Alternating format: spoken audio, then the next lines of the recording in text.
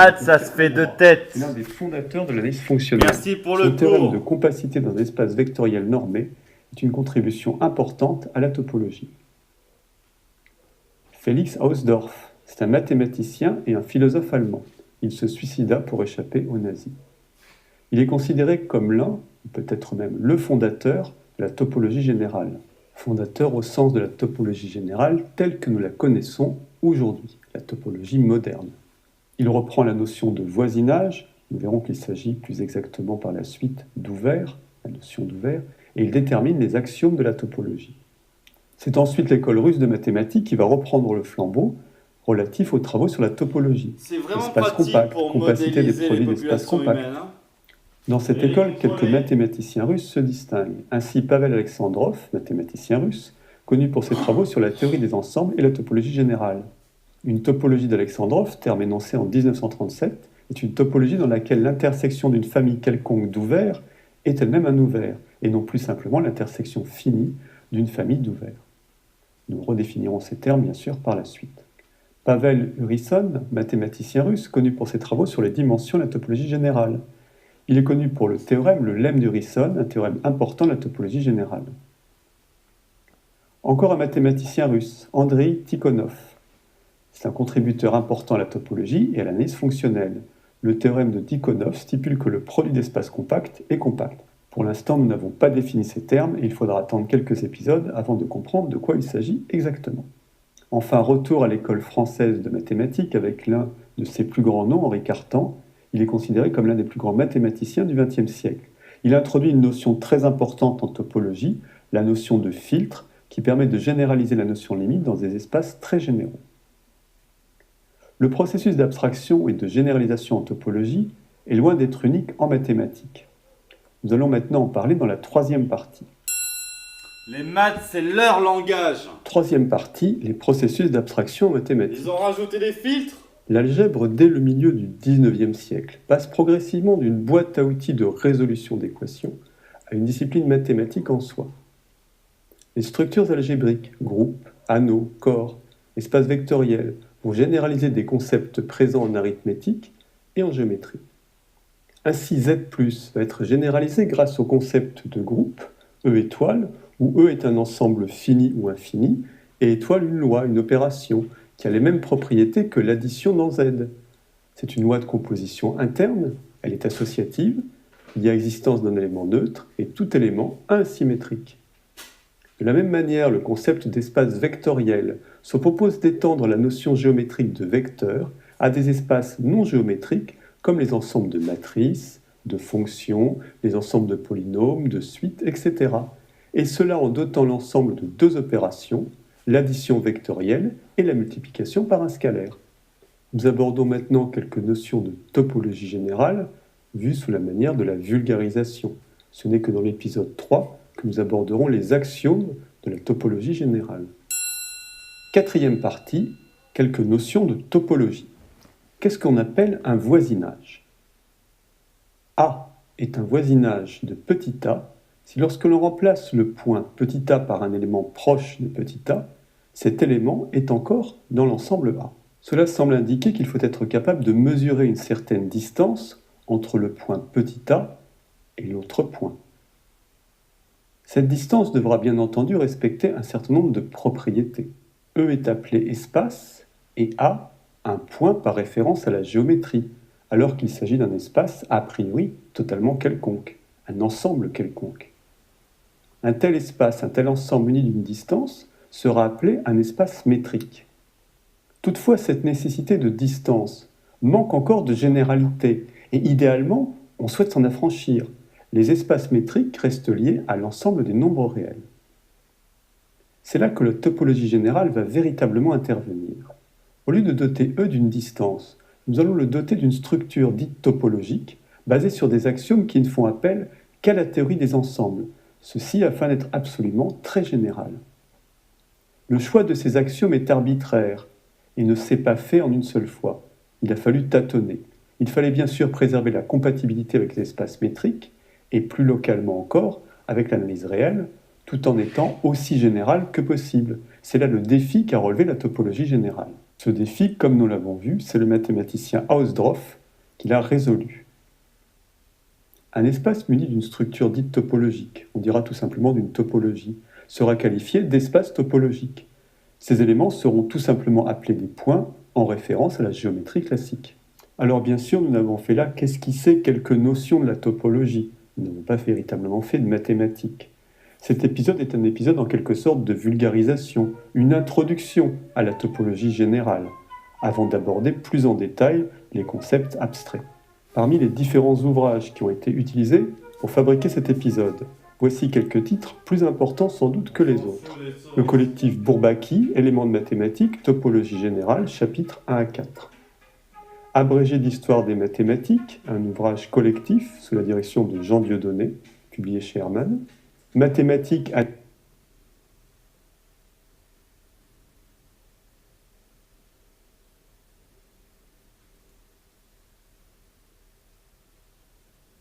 Putain, plus on l'écoute et plus on sent que cette science, elle sert à nous la mettre dans le cul, nous, êtres humains normal. Depuis que j'ai cette nouvelle grille de lecture, je vois tout tellement plus clair, c'est tellement top.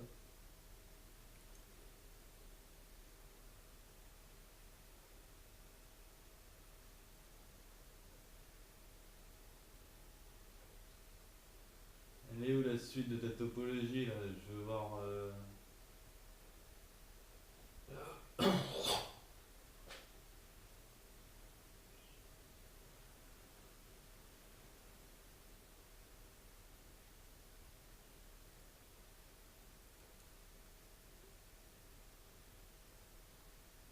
Tu l'as pas encore sorti?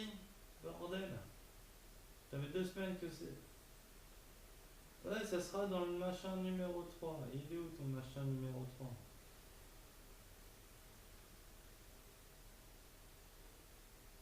My God, je vais mettre cette science à l'oral dans la tête, je vais te sortir un mathématicien qui écrit rien, tu vas voir toi.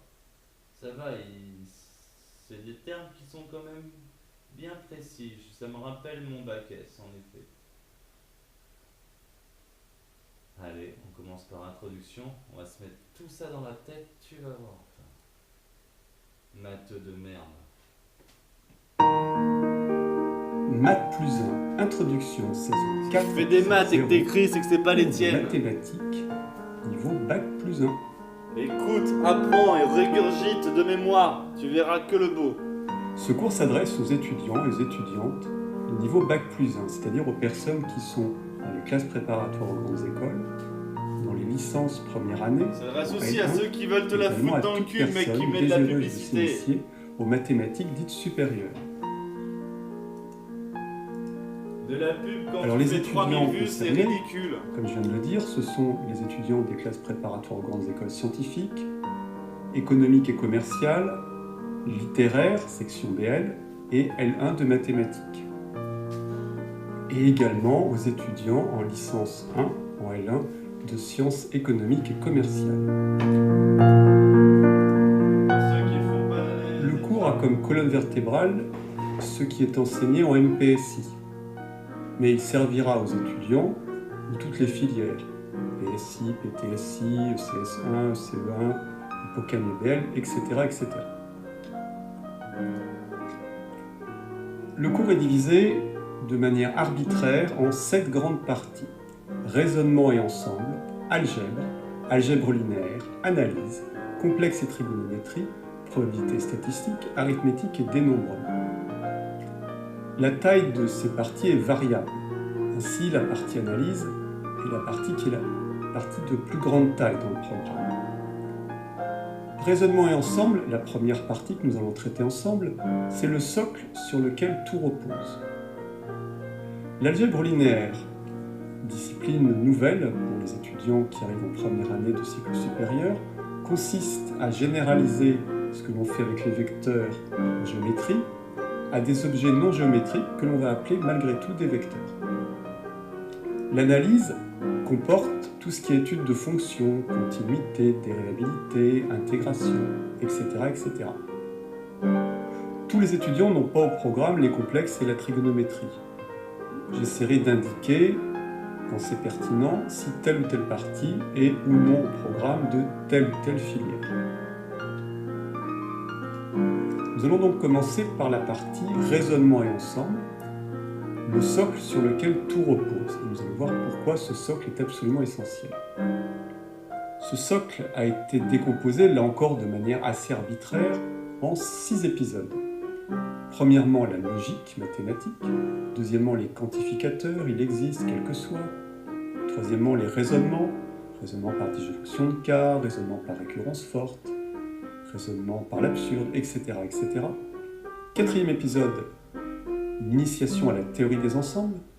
Cinquième épisode, les applications. Qu'est-ce que c'est qu'une bijection, une surjection, une injection? Et enfin, sixième et dernier épisode de cette première partie, les relations binaires, relations d'ordre et relations d'équivalence.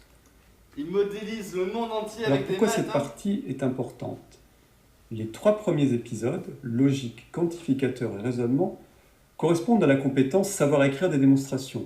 Ça, et qui choisit quelle formule on applique à qui et où sur la planète? Les 3 épisodes suivants, ensemble, application et relations binaires, qui se réfugie derrière des maths quand on pointe du doigt les écrits. De fonctions, d'applications et de relations dont on a en général tout le temps besoin quand on fait des mathématiques. La théorie des ensembles est devenue quasiment incontournable en mathématiques modernes. Je vous donne donc rendez-vous dans le premier épisode logique mathématique afin de parler de conjonction, de disjonction, d'implication logique, de contraposé, de négation d'implication et d'équivalence logique avec si et seulement si.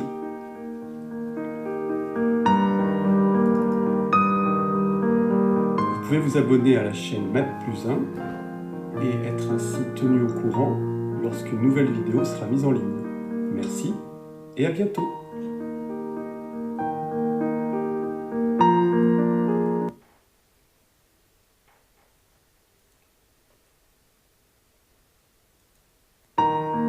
Bonjour, bienvenue dans Math+1, saison 4, épisode 1, la logique. Ce sont des cours de mathématiques de niveau Math+1.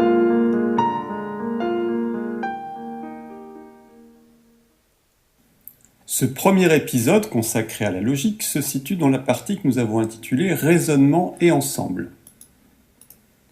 La partie Raisonnement et ensemble comporte 6 épisodes. La logique, les quantificateurs, les raisonnements, les ensembles, les applications et les relations binaires. Dans ce premier épisode, nous allons introduire les notions fondamentales de la logique propositionnelle, on dit aussi logique formelle. La plupart des notions sont simples et intuitives.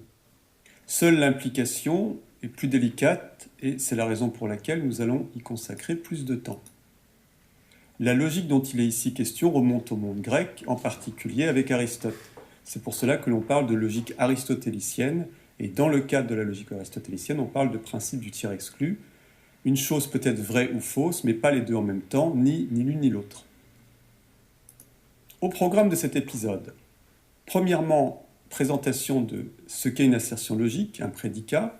Ensuite, nous verrons le « et logique » et le « ou logique ». On appelle ça des disjonctions et des conjonctions. Puis 2 parties consacrées à l'implication logique, qui, nous l'avons vu, est plus délicate. Une courte partie consacrée à l'équivalence logique, ce qui correspond au si et seulement si. Et enfin, une dernière partie dans laquelle nous ferons le point sur ce qu'il faut retenir. Première partie, assertion logique, prédicat. Qu'est-ce que c'est qu'une assertion? Eh bien, une assertion, c'est un énoncé qui peut être vrai ou faux. Alors, on dit assertion, on dit également proposition. Ce sont 2 termes qui sont synonymes. Voici quelques exemples. Premier exemple, 5 plus 4 égale 8. Cet énoncé est faux. Deuxième exemple, 19 égale 9 plus 10. Cette fois-ci, l'énoncé est vrai. Troisième exemple, 4 plus 8. Eh bien, cette fois-ci, ce n'est pas une assertion. En effet, on ne peut pas dire que 4 plus 8 est vrai ou est faux. On désigne généralement une assertion par une lettre majuscule, P, Q, R, etc. Pour écrire qu'une assertion est vraie, on utilise la lettre V, V comme vrai. Pour dire qu'une assertion est fausse, on écrit F. Alors vous remarquerez qu'on a utilisé un symbole qui ressemble au signe égal, sauf qu'il a 3 petites barres. C'est pour faire la différence avec le égal. On appelle ça équivalent. On dit donc que P est équivalent ou a comme valeur de vérité vrai. Dans la deuxième ligne, on a P a comme valeur de vérité fausse. Donc on considérera que ce signe avec 3 barres veut dire A comme valeur de vérité, ou est équivalent à. Pour décrire une proposition, on dresse sa table de vérité. Bon, là, évidemment, c'est très simple, puisque, d'après le principe du tiers exclu, une proposition ne peut avoir que 2 valeurs, soit vraie, soit fausse. 2 propositions sont équivalentes si elles ont la même table de vérité. Donc ici, nous avons une proposition P, une proposition Q. Elles ont exactement la même table de vérité. On écrit donc que P est équivalent à Q. Un prédicat est une assertion qui dépend d'un ou de plusieurs paramètres. Voici un exemple. L'équation ax au carré plus bx plus c égale 0 admet 2 racines distinctes. Il y a 3 paramètres dans cette assertion, donc dans ce prédicat, qui sont a, b et c. On appelle tautologie un prédicat qui est toujours vrai. Par exemple, ax égale à x, quelle que soit la valeur du paramètre a, la proposition ax égale à x est toujours vraie. Négation d'une proposition. C'est très facile. La négation d'une proposition, on inverse sa table de vérité. Lorsque P est vrai, non P est fausse. Lorsque P est fausse, non P est vrai. Il y a 2 manières de noter ça, soit le petit symbole de négation que l'on met avant la lettre P, ou on met une barre sur la lettre. Les applications. Lorsque vous effectuez 2 négations, ça correspond en fait à ne rien faire. Une double négation rend la même table de vérité que la proposition initiale. Voici 2 exemples de négation. La négation de x appartient à A, c'est x n'appartient pas à A. La négation de x inférieur ou égal à 1, c'est x strictement plus grand que 1. Donc attention, quand on a inférieur ou égal, sa négation, c'est strictement plus grand que. Deuxième partie, disjonction et conjonction. Alors, dans ce qui va suivre, nous allons étudier en fait la valeur de vérité d'une proposition P quelque chose Q dans les 4 cas suivants. Le et logique, le ou logique, l'implication et l'équivalence logique. Et je vous rappelle que ce qui nous intéresse en fait, c'est dans quel cas P quelque chose Q est vrai. Nous commençons par le et logique. On appelle cela la conjonction. Eh bien, le et logique n'est vrai que si P et Q sont toutes les deux vraies. P et Q est fausse dans tous les autres cas. Ou logique, on appelle cela la disjonction. Là, c'est un petit peu l'inverse de la table de vérité précédente. Le seul cas où P ou Q est fausse, c'est lorsque P et Q sont fausses toutes les deux. Donc, dans tous les autres cas, P ou Q est vrai. On peut aussi dire ça en disant il suffit que l'une des deux soit vraie pour que P ou Q soit vrai. Les lois et ou ont des propriétés intéressantes. Elles sont commutatives. La commutativité, c'est le fait de pouvoir permuter les termes autour du symbole de la loi. P et Q est équivalent à Q et P. P ou Q est équivalent à Q ou P.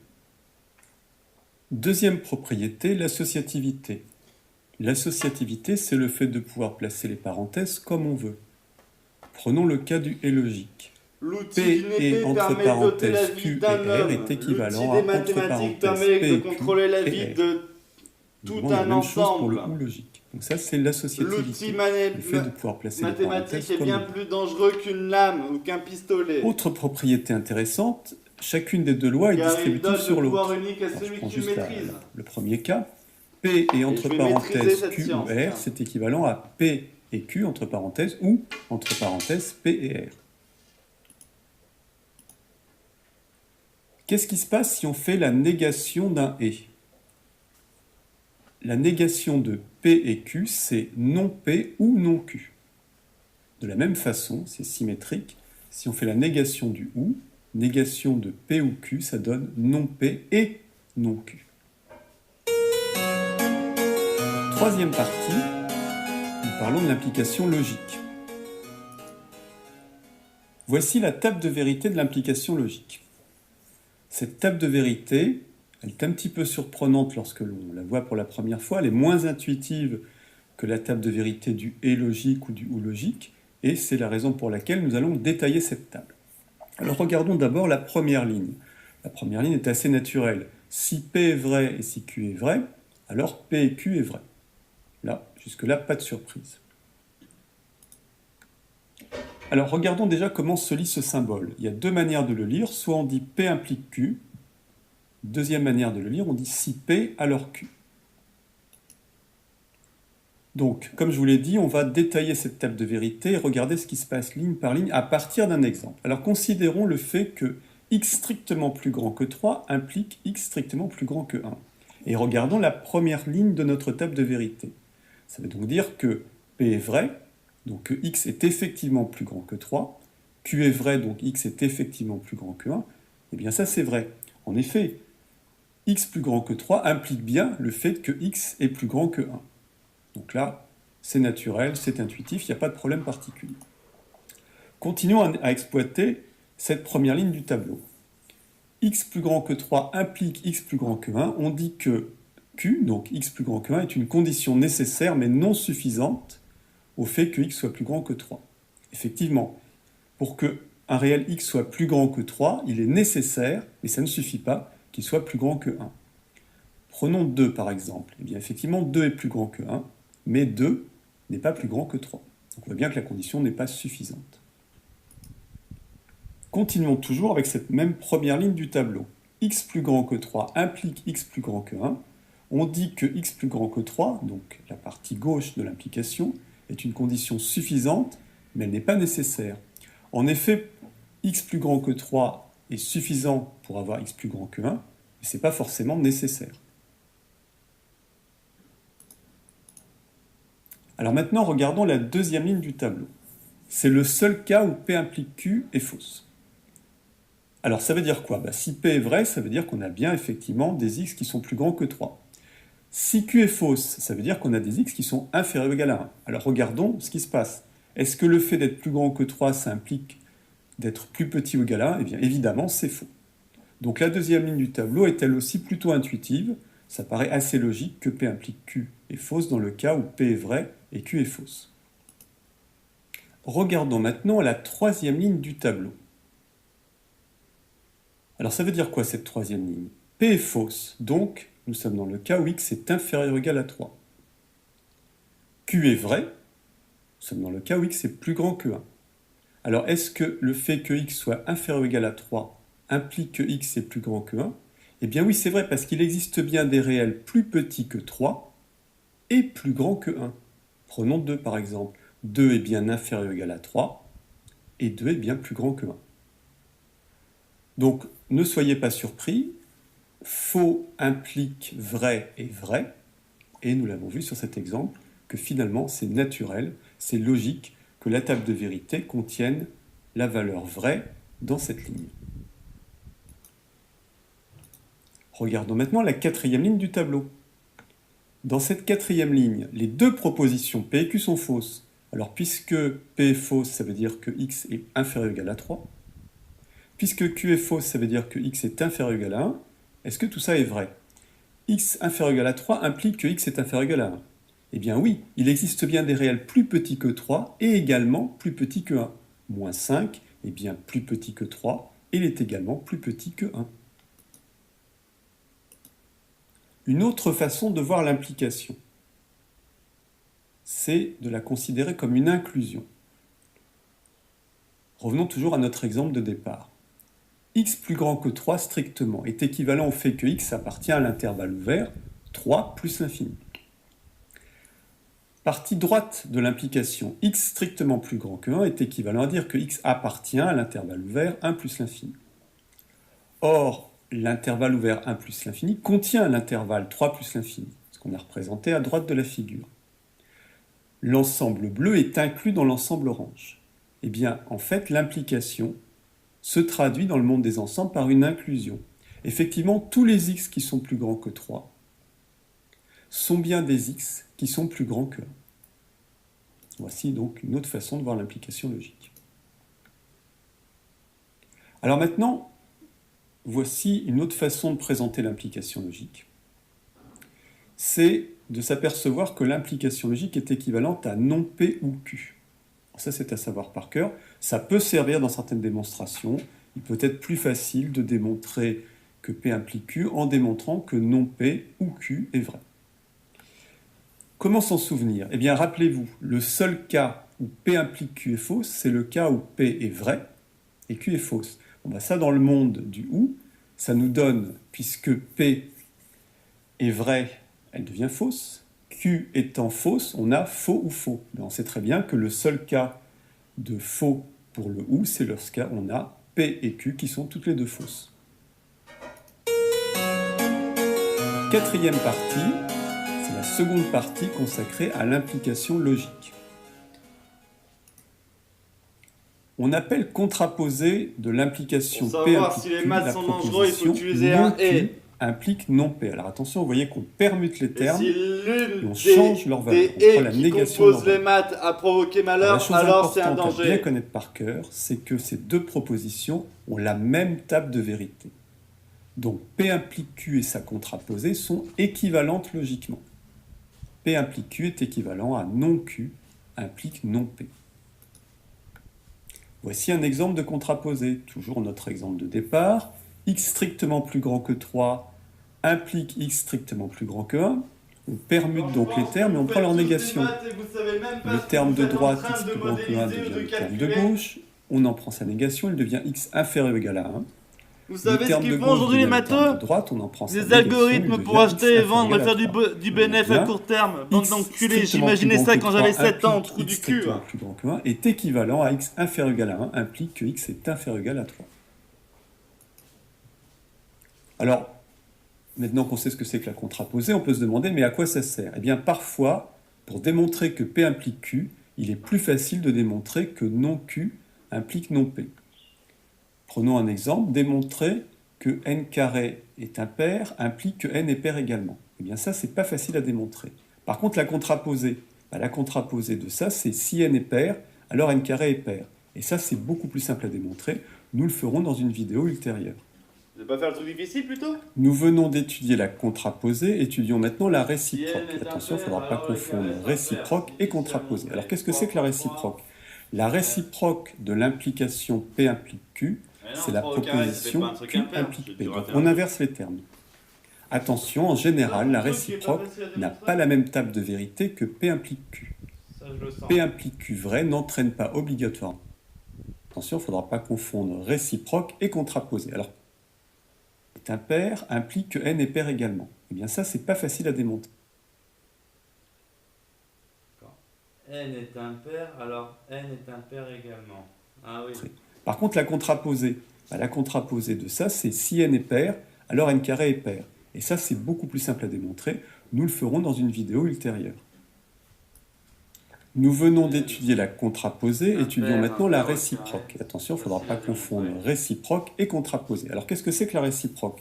La réciproque de l'implication P implique Q, c'est la proposition Q implique P. Donc, on inverse les termes. Attention, en général, la réciproque n'a pas la même table de vérité que P implique Q. P implique Q vrai n'entraîne pas obligatoirement Q implique P vrai.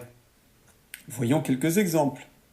Il pleut implique le sol est mouillé. Effectivement, s'il pleut, le sol va être mouillé. Mais le sol est mouillé implique qu'il pleut. Ça, c'est faux. Pourquoi est-ce que c'est faux? Parce que ce n'est pas parce que le sol est mouillé que obligatoirement il a plu. Le sol peut être mouillé pour une autre raison. Deuxième exemple.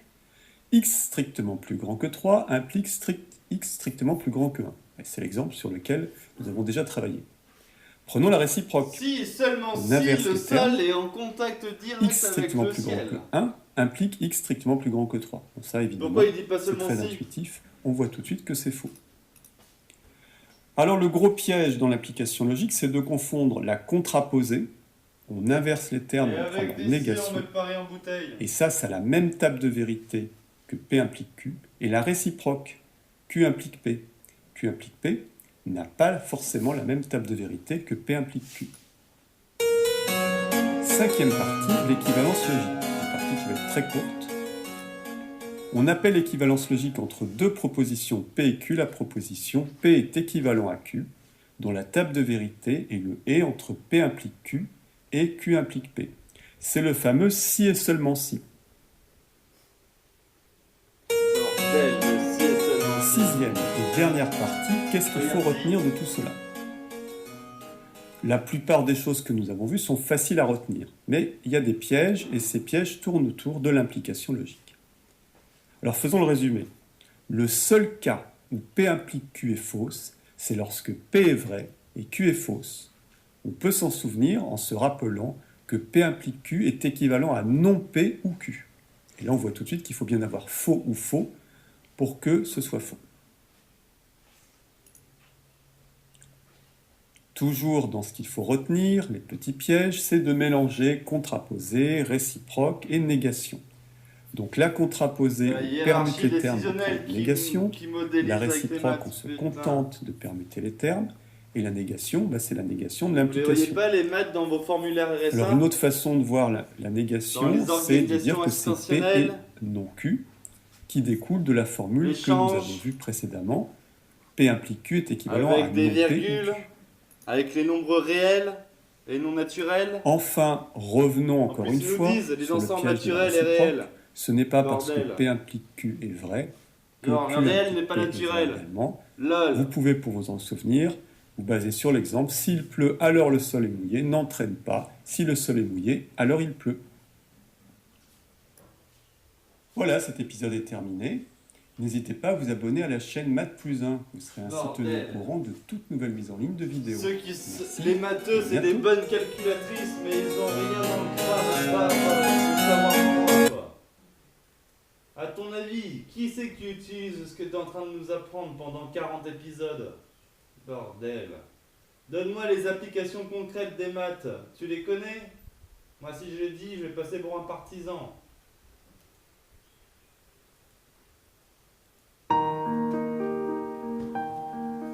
Math+1. On utilise aussi des maths pour faire des missiles, non? Saison 4, épisode 2. Ce sont des cours de mathématiques niveau Bac+1. Nous sommes toujours dans la partie raisonnement et ensemble. Dans le premier épisode, nous avons parlé de la logique. Nous parlerons dans le troisième épisode des raisonnements. Ce qui est sûr, c'est que pour se nourrir et s'abriter et chauffer, t'as pas besoin de savoir envoyer un missile sur ton pays voisin. L'épisode est consacré aux quantificateurs. Les quantificateurs, il existe, et quels que soient. Comment les utiliser? Qu'est-ce qu'ils signifient vraiment? Est-ce qu'il y a des pièges? Que se passe-t-il s'il y a deux quantificateurs?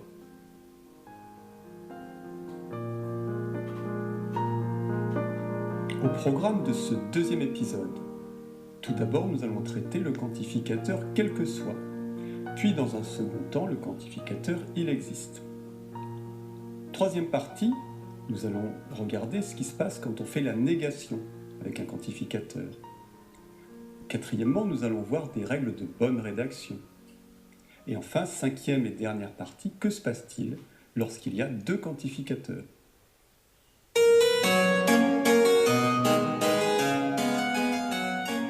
Première partie, le quantificateur quel que soit. Quel que soit x appartenant à A, P de x. Alors il est recommandé, lorsque on s'exprime en français, d'essayer de traduire de manière claire une phrase mathématique. Quel que soit x appartenant à A, la propriété P de x est vraie. Alors nous allons voir sur un exemple comment exprimer de manière un peu plus française une proposition écrite de manière purement mathématique. Voici cette proposition. Si je la lis de manière mathématique, quel que soit x appartenant à R, x carré est supérieur ou égal à 0. Il est préférable de dire le carré d'un réel est toujours positif ou nul. Dans l'expression quel que soit x appartenant à A, P de x, on dit que x est une lettre muette. En effet, on aurait pu écrire quel que soit y appartenant à A, P de y, ou encore quel que soit z appartenant à A, P de z, etc., etc.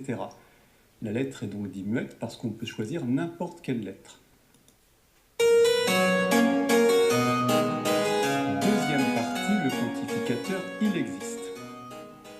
Il existe x appartenant à A tel que P de x. Donc il existe un élément de A pour lequel la proposition P de x est vraie. Nous avons plusieurs syntaxes possibles. On peut utiliser virgule, point-virgule ou la barre verticale. Dans tous les cas, ce symbole se lira tel que. Il existe x appartenant à A tel que P de x. Voyons maintenant le pseudo-quantificateur, il existe un et un seul. Il existe un et un seul x appartenant à A, tel que P de x. Donc là, c'est un quantificateur, enfin, plus exactement un pseudo-quantificateur, qui restreint notre x à l'unicité. Il n'y a qu'un seul élément de A, tel que P de x est vrai. Voyons un exemple. Quel que soit y appartenant à R, il existe un et un seul x appartenant à A, tel que y égale f de x. Et bien ça, c'est la définition d'une fonction bijective sur laquelle nous reviendrons dans une vidéo ultérieure. Troisième partie, négation avec un quantificateur. Les maths, c'est le chemin le plus court pour écrire Que le se contrôle passe-t-il sur les masses. Lorsque l'on fait la négation de la proposition quel que soit x appartenant à A, P de x. Bien, la négation de cette proposition, c'est il existe x appartenant à A, tel que non P de x. L'effet de la négation est double. Le quantificateur quel que soit devient il existe, et la proposition P de x est remplacée par non P de x. C'est la même chose pour la négation de la proposition il existe x appartenant à A, tel que P de x. La négation de cette proposition est quel que soit x appartenant à A, négation non P de x. Donc cette fois-ci, le il existe devient quel que soit, et P de x devient non P de x. Voyons un exemple. L'exemple d'une suite majorée.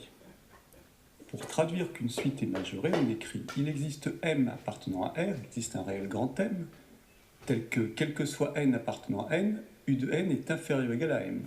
Alors remarquons qu'on pourrait lire cette expression de manière un peu plus française.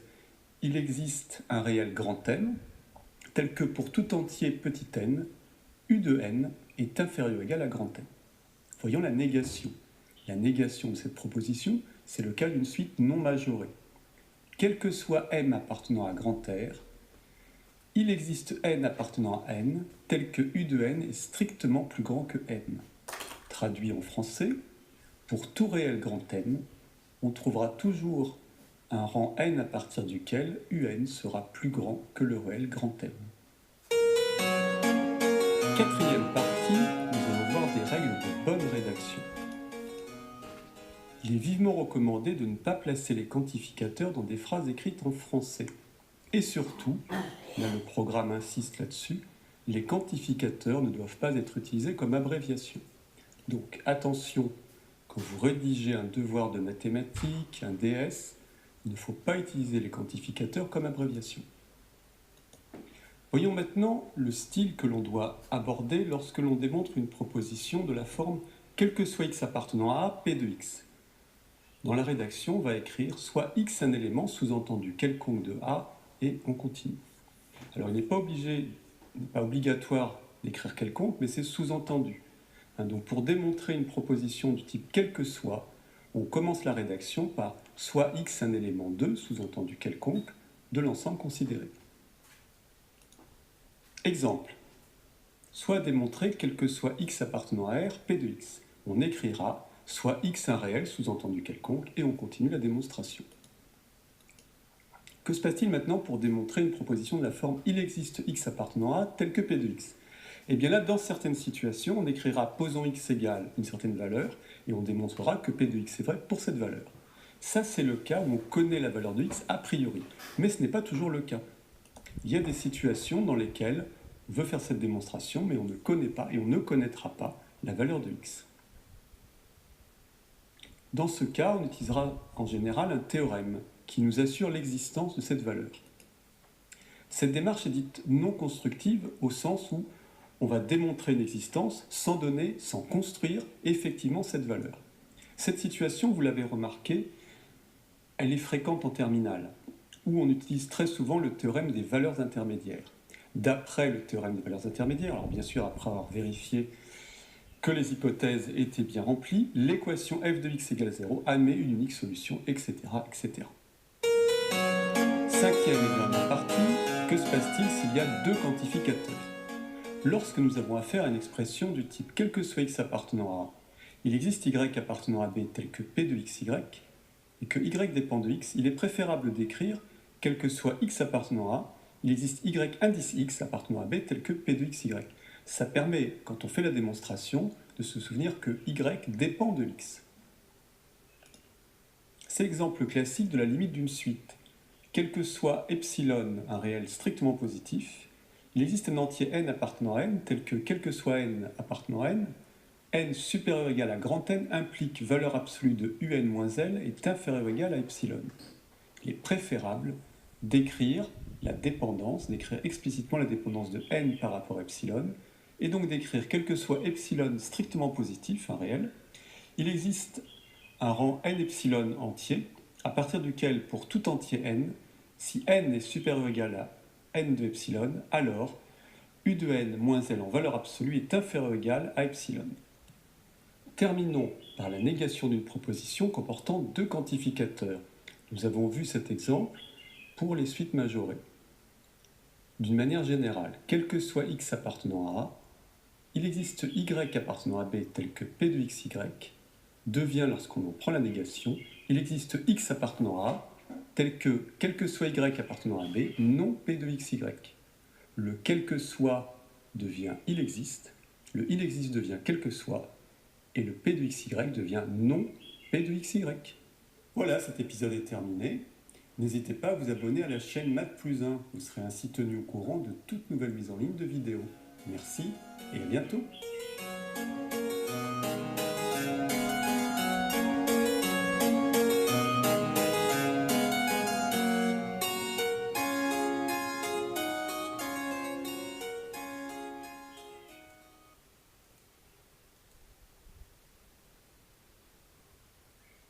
Putain, on apprend ça, c'est pas en bac+1 qu'on apprend ça, c'est bien avant.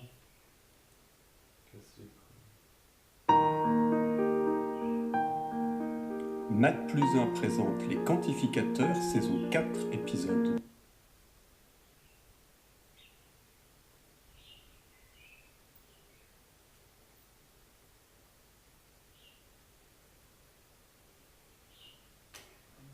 Raisonnement.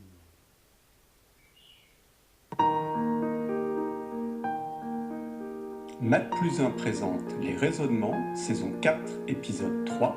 Ce sont des cours de mathématiques de niveau Bac+1. Comment on imagine un raisonnement en maths? Nous sommes dans la partie raisonnement et ensemble. Dans les deux épisodes précédents, nous avons traité de la logique, c'était le premier épisode, des quantificateurs, Parfait c'était pour le contrôler deuxième les foules, épisode. ça, comme science. Faisons quelques révisions. Dans le premier épisode sur la logique, nous avons défini ce qu'était une assertion. Nous avons vu qu'une proposition était un synonyme d'assertion. Nous avons défini ce qu'était un prédicat, une assertion avec un ou plusieurs paramètres. Nous avons défini la conjonction et la disjonction, le et logique et le ou logique. Nous avons passé un temps important sur l'implication. A implique B, sa contraposée, non B implique non A, qui a la même table de vérité. La réciproque, B implique A, qui n'a pas forcément la même table de vérité.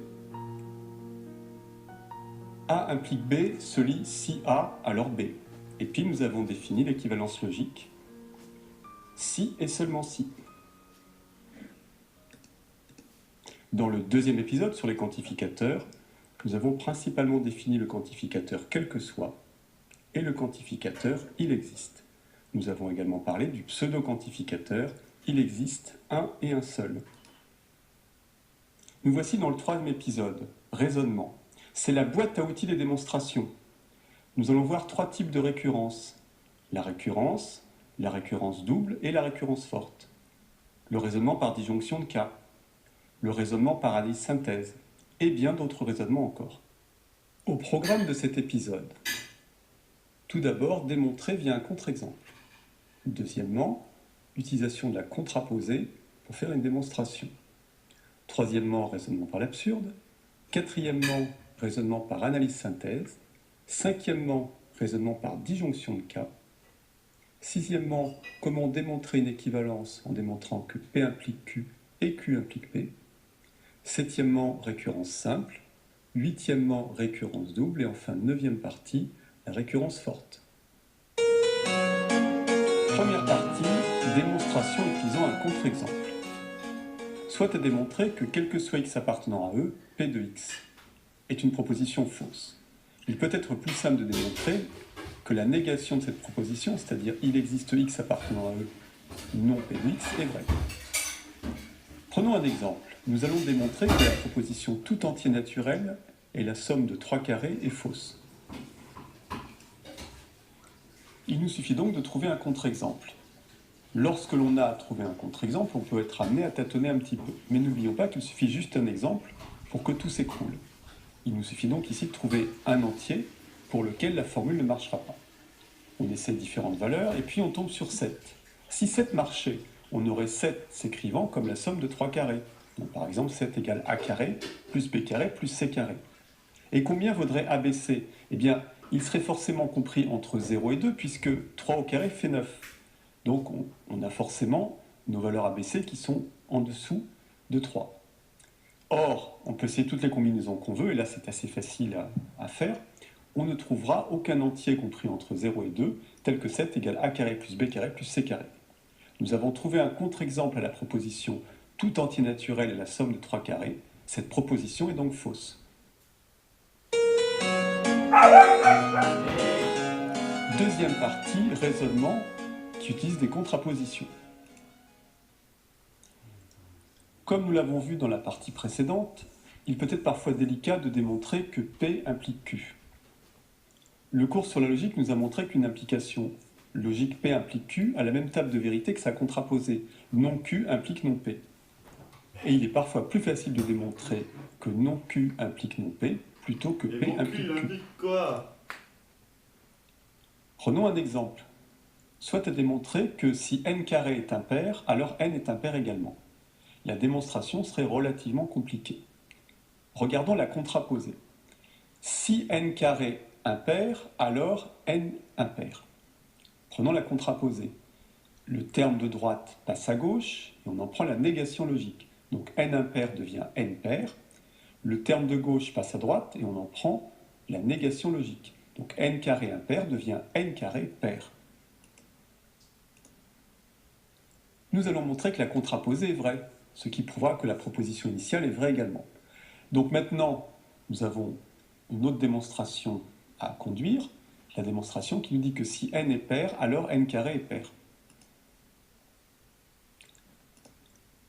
Soit n un entier pair.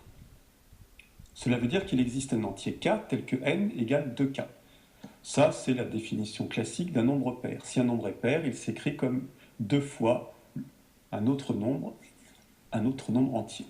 Élevons au carré cette expression. J'obtiens n au carré égale 2k le tout au carré, ce qui, en mettant le 2 en facteur, me donne 2 facteurs de 2k au carré. Donc n carré est pair, car on a trouvé un entier grand K égale 2k au carré, tel que n carré égale 2k. Nous venons de montrer que la proposition n pair implique n carré pair est vraie. Donc par contraposition, la proposition n carré impair implique n pair est vraie également. C'est chaud à démontrer sans écrire, putain. Troisième partie, le raisonnement par l'absurde. Le raisonnement par l'absurde vise à démontrer P implique Q. On suppose que P est vrai tout en supposant que Q est fausse, c'est-à-dire que non Q est vrai. Puis on trouve une contradiction. Rappel de l'épisode sur la logique. Le seul cas où P implique Q est fausse est le cas où P est vrai et Q est fausse. Rien de mieux qu'un exemple pour mettre tout cela en œuvre. Nous souhaitons démontrer que racine de 2 est un nombre irrationnel. Au lieu de démontrer directement que racine de 2 est un irrationnel, nous allons démontrer qu'il n'est pas possible que racine de 2 soit un nombre rationnel. Alors ça nous donne, si on l'exprime sous forme d'expression logique, x égale racine de 2 implique x appartient à R privé de Q. Ça veut donc dire que x est un nombre irrationnel. Et si on inverse la partie rose, on obtient x égale racine de 2 implique x appartient à Q. On va donc supposer que racine de 2 est un nombre rationnel. Alors si racine de 2 est un nombre rationnel, ça veut dire qu'il existe deux entiers P et Q, avec Q non nul, premier entre eux tel que racine de 2 égale P sur Q. Ceci est la définition d'un nombre rationnel, il s'écrit comme le quotient de deux entiers. Élevons cette expression au carré. On obtient 2 égale P sur Q le tout au carré, soit encore 2 égale P au carré sur Q au carré. Ceci nous donne P au carré égale 2Q au carré, donc P au carré est pair. Et on pourrait montrer facilement que si P au carré est pair, alors P l'est aussi. Puisque P est pair, il existe un entier K tel que P égale 2K. Élevons cette expression au carré. On obtient P au carré égale 2K le tout au carré, soit encore P au carré égale 4K au carré. Mais nous savons que 2Q au carré égale P au carré. Or P au carré égale 4K au carré. Ceci, en simplifiant, nous donne Q au carré égale 2K au carré. Par conséquent, Q au carré est pair, et donc Q est pair également. Nous venons de voir que P et Q sont tous les deux pairs. Mais cela n'est pas possible, puisque nous avons imposé au départ que P et Q sont premiers entre eux. Notre raisonnement par l'absurde montre que racine de 2 est un nombre irrationnel. Continuons à explorer le raisonnement par l'absurde. Nous allons démontrer que si la limite d'une suite existe et est finie, alors cette limite est unique. C'est ce qu'on appelle le théorème d'unicité de la limite. Par définition, une suite UN converge vers une limite L si et seulement si, quel que soit un réel epsilon strictement positif, il existe un entier n dépendant de epsilon, tel que, quel que soit un entier petit n, tel que petit n est supérieur ou égal à grand n, alors la valeur absolue de un moins L est inférieure ou égale à epsilon. Nous allons raisonner par l'absurde, et donc supposer que notre suite admet deux limites. Écrivons la définition pour chacune des deux limites. Le epsilon est le même puisque c'est quel que soit epsilon. Par contre, n devient n' dans la seconde expression. Et au final, nous obtenons donc, quel que soit epsilon strictement positif, un réel, il existe un entier grand n', tel que, quel que soit un entier petit n supérieur ou égal à l'entier grand n', alors un moins L' est inférieur ou égal en valeur absolue à epsilon. La définition nous indique que l'assertion doit être vraie pour tout réel epsilon. Eh bien, prenons par exemple epsilon égale L moins L' divisé par 4. Si n est supérieur ou égal au max de n epsilon, n' epsilon. Alors, les deux inégalités sont vérifiées. On a simultanément un moins L en valeur absolue inférieure ou égale à epsilon, et valeur absolue de un moins L' inférieure ou égale à epsilon. Remplaçons epsilon par la valeur que nous avons choisie. On obtient donc toujours deux inégalités. Donc nous avons deux inégalités. Qu'allons-nous faire de ces deux inégalités? Eh bien, nous allons les additionner, membre à membre. On obtient donc à gauche valeur absolue de un-L plus valeur absolue de un-L' est inférieur ou égal à L-L' sur 4 plus L-L' sur 4. C'est-à-dire, le membre de gauche reste inchangé, on additionne les deux membres de droite, ça devient L-L' sur 2. D'après l'inégalité triangulaire, nous en reparlerons dans le cours d'analyse, valeur absolue de A plus B est inférieure ou égale à valeur absolue de A plus valeur absolue de B.